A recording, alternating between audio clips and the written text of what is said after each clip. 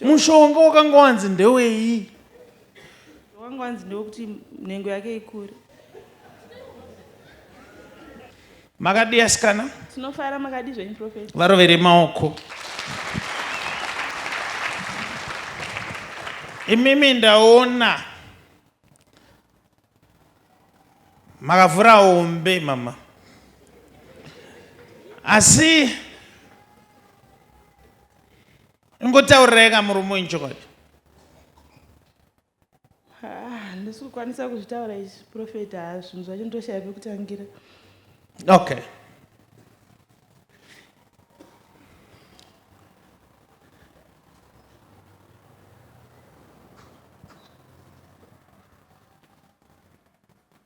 Mushonga wamakapiwa kun'anga kwamakaenda makanzi muise pai. Kauti makauisa pai. Ndaisira murume wangu mudoro asingazvizivi. Saka yepa aitonwa doro aitonwa netumana singena. Wakomana.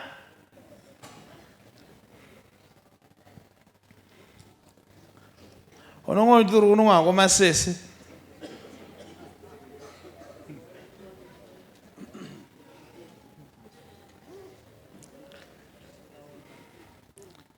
Saka ngorwei mushonga wacho? Mushonga ndandanzi ndokuti asimbe nhengo yake. Iko zvese dambudziko riripo handiti nderekuti haasi kutowana simba. Mushonga wakangowanzi ndewei? Ndakanga ndanzi ndokuti asimbe pabonde asi wakatomukanganisa pari zvino izvi bonde hapasisina. Iwe tarisa kuno handiti munhu anonyepa. Wakangwanzi ndokuti nhengo yake ikure.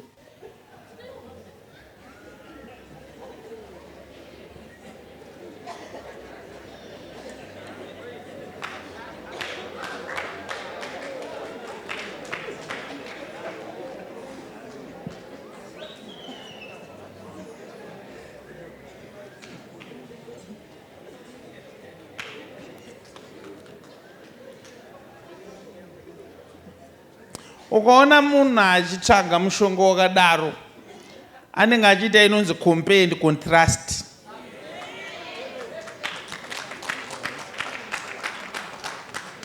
Semudzai musoro munditarise musatarise pasi.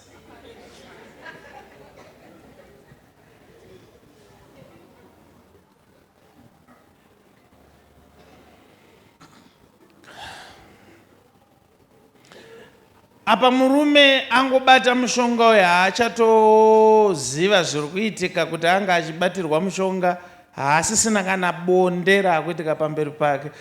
Nzara yamakupindana nayo mama ndimi makaishedzera inzwai bhata.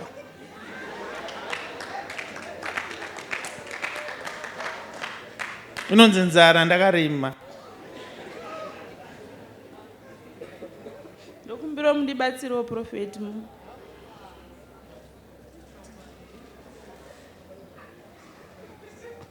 Ndokubatsira. Ndoda kuti uende unouya nemurume wako umutaurire chokwadi kuti ndakanga ndaona kuti hapana. Ndokumbirawo Prophet mungondibatsira asingazvizive. Kwatopfugama.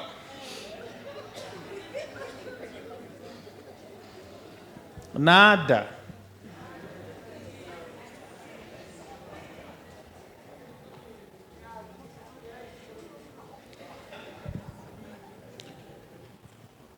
Ndiri kuoneswa inini nyaya dzako idzi. Zvese zvawakaita hapana kana chawaiziva iwe. Nokuti ndiri kuoneswa nyaya yakatangira maenda kukitchen party. Ichokwadi Prophet. Pane vanhu vaungoinavo ndobva pangutaurika nyaya idzodzo ukanzi endai kwakati. Saka dzokera kakun'anga kwacho unotaura kuti mushonga nyauita. Ndakadzokera Prophet vakanditi ndakakanganisa mashandisiro. Plus vanga vakuda imwe mari saka ndakabva ndatopererwa kuti ndandisisina mari yekuvapa. Musapote muchifuririka vana amai. Musapote muchifuririka. kune imwe nyaya ndakambokuudza vamwe vanhu vakataurirana dziri shamwari vakati handei nhasi tinorova vakadzi kumba manheru pasina zvavaita handei tovarova. Mumwe ndokusvika kumukadzi wake ndokusvika kuti iwe zvanzi tikurovei, saka inini changa ndichirova sofa iwo chichema. Vakawirirana na 8 o'clock torova vanhu. 8 dzichikwana mumwe akatanga kurova sofa. Mukadzi akaridza mhera akati makundiponda maundipondereko. Ari panext akabva ati regedza ndibvise riri bhandi. Akakuvadza wake musana wese. Don't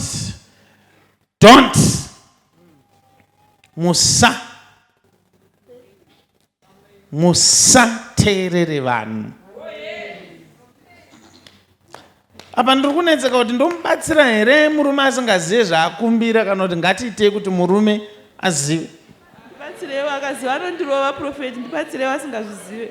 Ndokumbirawo profeti mundibatsirewo asingazvizive. Izvo unotogona kuombera.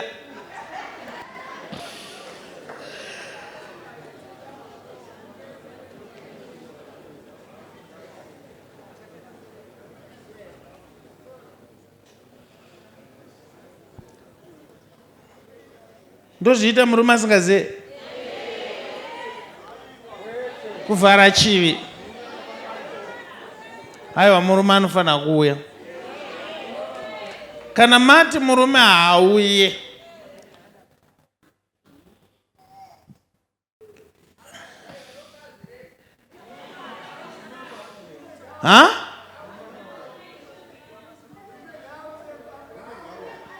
murume uyaka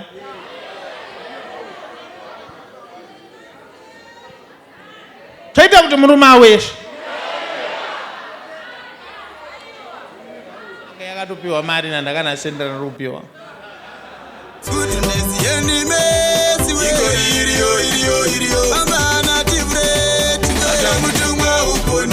Special one-on-one services na Prophet T. Freddy, The Goodness and Mercy Ministries. Uyumukana ukusangana nemunhu wa Mwari Prophet T. Freddy one-on-one. Tola ithuba lokubonana one-on-one lo Prophet T. Freddy. Chaya ucingo ku 0712 528 094 loba ku 0778 059 270. Ridzaru nare pa 0712 528 094 kana pa 0778 059 270. Prophet T. Freddy vanoti hazvibvumidzwe kuti paitike chinhu chisina kumbobvira chakaprofitwa. Goodness and Mercy Ministries tiri pakona pa Highland Road na Mushaya Bande pa number 11403 Glenora B, Muharare.